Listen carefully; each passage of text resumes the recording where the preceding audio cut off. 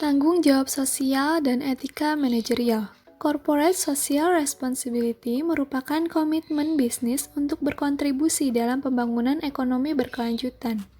Bekerja dengan para karyawan perusahaan, keluarga karyawan tersebut, berikut komunitas setempat dan komunitas secara keseluruhan dalam rangka meningkatkan kualitas kehidupan. Tanggung jawab sosial dan etika manajerial terbagi menjadi dua pandangan. Pandangan pertama adalah pandangan klasik yang hanya memaksimalkan laba atau menciptakan pengembalian keuangan dengan menjalankan bisnis sesuai dengan kepentingan terbesar pemegang saham. Selanjutnya merupakan pandangan sosial ekonomi. Pandangan ini bukan sekedar menghasilkan laba, tetapi juga melindungi dan meningkatkan kesejahteraan sosial. Adapun berikut merupakan bagan yang menjelaskan mengenai untuk siapa tanggung jawab sosial tersebut. Argumen yang mendukung dan menentang tanggung jawab sosial. Argumen yang mendukung terbagi menjadi beberapa poin. Yang pertama adalah harapan masyarakat, laba jangka panjang, kewajiban etis, citra masyarakat, lingkungan yang lebih baik, keseimbangan antar tanggung jawab dan kekuasaan, dan yang terakhir adalah kepemilikan sumber daya. Selanjutnya merupakan argumen yang menentang. Yang pertama adalah menghalangi memaksimalkan laba, lunturnya tujuan, biaya, terlampaui banyak kepentingan, kurangnya keterampilan, dan yang terakhir, kurangnya pertanggungjawaban dan akuntabilitas. Motivasi Corporate Social Responsibility terbagi menjadi dua. Yang pertama adalah akomodasi, yang merupakan kebijakan yang bersifat pencitraan, atau bisa dibilang dilakukan untuk memberi citra sebagai korporasi yang tanggap terhadap kepentingan sosial dan tidak melibatkan perubahan mendasar dalam kebijakan bisnis korporasi sesungguhnya. Sedangkan motivasi legitimasi bertujuan untuk mempengaruhi wacana. Adapun program dari Corporate Social Responsibility terbagi menjadi dua juga. Yang pertama adalah Public Relation dan juga yang kedua adalah Strategi Defensif. Public Relation merupakan usaha menanamkan persepsi positif kepada komunitas tentang kegiatan yang dilakukan oleh perusahaan. Sedangkan strategi defensif merupakan kegiatan untuk melawan upaya negatif yang berkembang dengan melakukan kegiatan yang dianggap negatif tersebut. Lingkup Corporate Social Responsibility secara umum terbagi menjadi 6. Yang pertama adalah lingkungan hidup, 2. Efisiensi energi, yang ketiga sumber daya manusia, yang keempat pengembangan masyarakat, yang kelima produk, dan yang terakhir adalah kelangsungan hidup. Selanjutnya adalah faktor penting yang berkaitan dengan konsep keberlanjutan. Yang pertama adalah ketersediaan dana, yang kedua adalah misi lingkungan, yang ketiga adalah tanggung jawab sosial, yang keempat terimplementasi dalam kebijakan, dan yang kelima adalah mempunyai nilai keuntungan atau manfaat. Selanjutnya dari kewajiban ke kecepatanggapan. Kewajiban sosial adalah kewajiban perusahaan untuk memenuhi tanggung jawab ekonomis dan hukum. Sedangkan kecepatanggapan sosial adalah kemampuan perusahaan untuk menyesuaikan diri dengan keadaan masyarakat yang berubah-ubah. Dan tanggung jawab sosial adalah mengejar sasaran jangka panjang yang baik bagi masyarakat. Selanjutnya adalah manajemen ramah lingkungan, yaitu kesadaran akan eratnya kaitan antara keputusan dan kegiatan organisasi dan dampaknya terhadap lingkungan alam. Pendekatan yang dapat digunakan untuk menjadi ramah lingkungan, yang pertama adalah pendekatan hukum, pendekatan pasar, pendekatan stakeholders, dan pendekatan aktivis. Proses organisasi menjadi ramah lingkungan ditinjau dari pendekatan hukum, yaitu dengan cara mematuhi undang-undang, peraturan, dan pengendalian pemerintah secara sukarela. Ditinjau dari pendekatan pasar, yaitu dengan menanggapi keinginan konsumen untuk menghasilkan produk ramah lingkungan. Ditinjau dari pendekatan para stakeholders, yaitu dengan menanggapi banyak tuntutan yang dibuat oleh pemercaya. Sedangkan ditinjau dari pendekatan aktivis dengan menggunakan berbagai cara untuk menghormati dan melestarikan bumi. Selanjutnya, manajemen berbasis nilai. Pendekatan terhadap pengelolaan di mana para manajer menetapkan dan mempraktekkan nilai bersama pada sebuah organisasi. Tujuan nilai bersama yang pertama adalah menuntun keputusan dan tindakan para manajer. Yang kedua, membentuk upaya pemasaran. Yang ketiga, membentuk semangat tim. Organisasi pun mengembangkan nilai bersama yang tercermin dalam keputusan dan tindakan para karyawan. Lalu di sini ada nilai-nilai organisasi bersama atau share organizational values. Yang pertama ada guide manager decision and action atau memandu keputusan dan tindakan manajer. Yang kedua ada shape employee behavior atau membentuk perilaku karyawan. Yang ketiga ada influence marketing efforts atau mempengaruhi upaya pemasaran.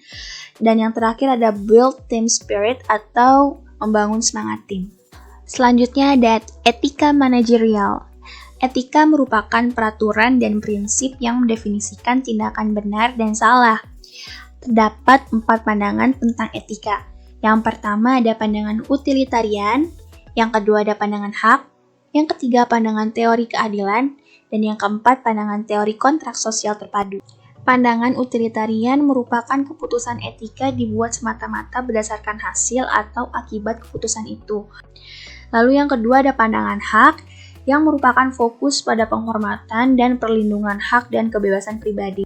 Lalu yang ketiga ada pandangan teori keadilan, yang berarti para manajer memaksakan dan mendorong peraturan secara adil dan tidak memihak, dan tindakan itu dilakukan dengan mengikuti seluruh peraturan dan perundang-undangan. Lalu yang terakhir ada pandangan kontrak sosial terpadu, yang merupakan keputusan etika harus didasarkan pada sejumlah faktor empiris atau apa yang ada dan faktor normatif apa yang seharusnya.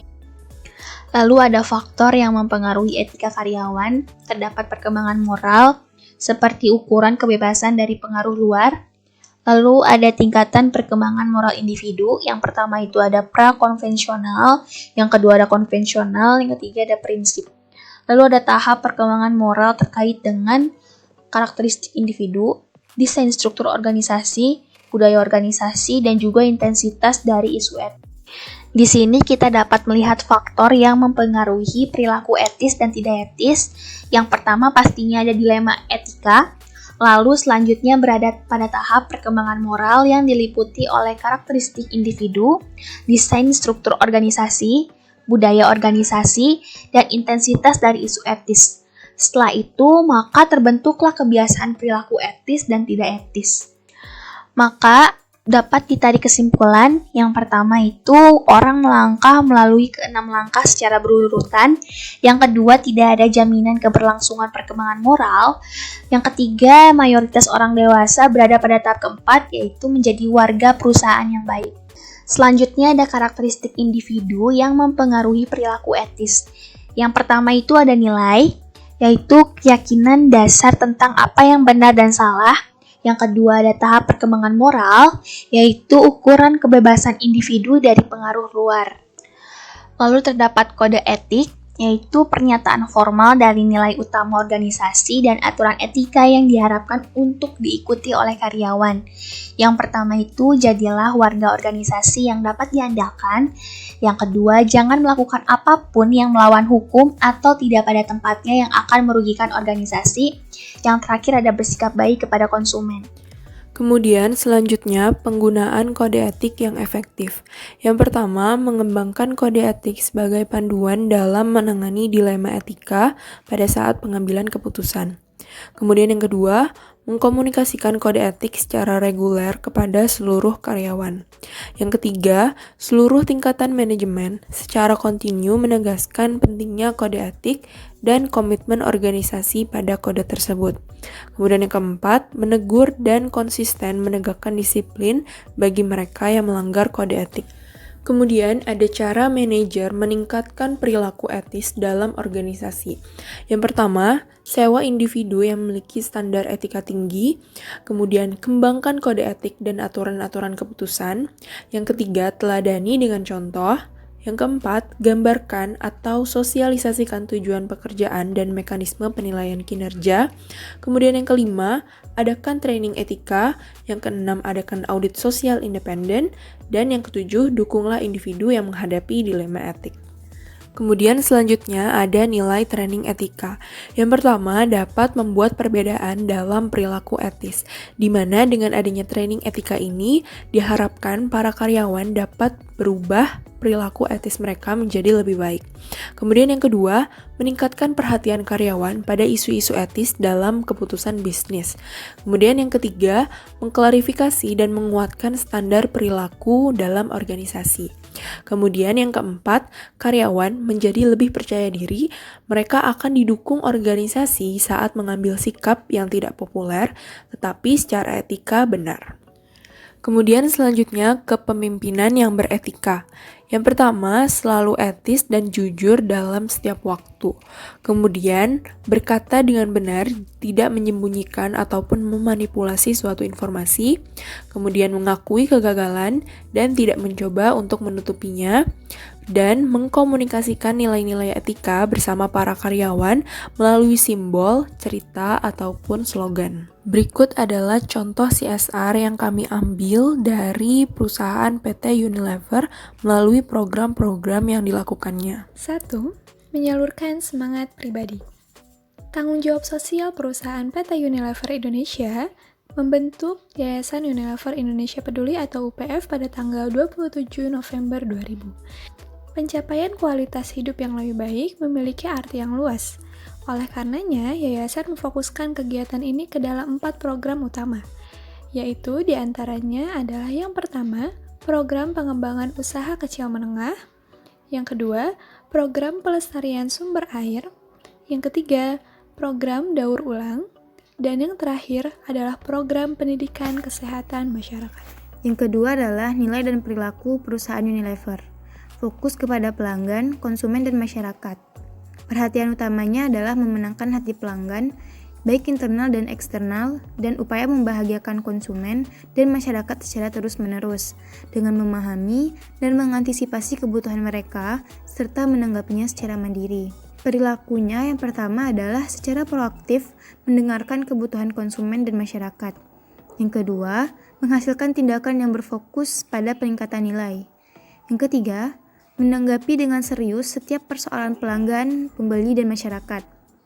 Yang keempat, merencanakan secara efektif, memberikan waktu persiapan yang cukup untuk bekerja dengan baik. Yang kelima, memenuhi apa yang dijanjikan atau tepat waktu. Yang keenam, peduli terhadap kondisi sosial masyarakat di sekitar perusahaannya, dan perilaku ini diterapkan dalam kegiatan perusahaan sehari-hari. Yang ketiga ada memperluas cakrawala. Unilever percaya bahwa tanggung jawab sosial perusahaan tidak sebatas kontribusi sukarela, tetapi mencerminkan seluruh kegiatan perusahaan. Pandangan Unilever terhadap tanggung jawab sosial perusahaan mencakup seluruh kegiatan bisnis perusahaan Unilever. Unilever yakin perusahaan yang bertanggung jawab harus memberikan kontribusi yang bermakna bagi kesejahteraan masyarakat, perekonomian nasional, serta dasar-dasar pendidikan sosial dan lingkungan. Dengan tujuan untuk mencapai sesuatu yang lebih dari sekedar perwujudan kedermawanan atau filantropi perusahaan. Unilever senantiasa berbagi teknologi dan keahlian, bahkan juga kemitraan dalam pelaksanaan kontribusi sukarela perusahaan. Namun, pada waktu yang bersamaan, Unilever pun berusaha memperluas wawasan tentang potensi-potensi sosial yang belum tersentuh. Dengan dasar pemikiran ini, Unilever berupaya membawa angin perubahan bagi mitra Unilever dalam rantai nilai lingkup stakeholder Unilever yang paling luas, untuk melihat sesuatu tidak hanya dari kacamata bisnis, tapi juga melalui kacamata sosial. Kemudian yang keempat, meraih yang terbaik dengan nurani. Maksudnya adalah perusahaan Unilever ini merumuskan tanggung jawab sosial mereka atau CSR perusahaan sebagai dampak atau interaksi yang ada dengan masyarakat. Contohnya adalah mereka melakukan program sosial masyarakat yang dilakukan oleh brand-brand Unilever, seperti Lifebuoy yang mengadakan kampanye cuci tangan dengan sabun, kemudian ada Pepsodent yang mengadakan program edukasi kesehatan gigi dan mulut, kemudian ada Bango yang menyelenggarakan program pelestarian makanan tradisional, dan yang terakhir ada Blue Band yang menyelenggarakan program memerangi kelaparan dan membantu anak Indonesia yang kekurangan gizi.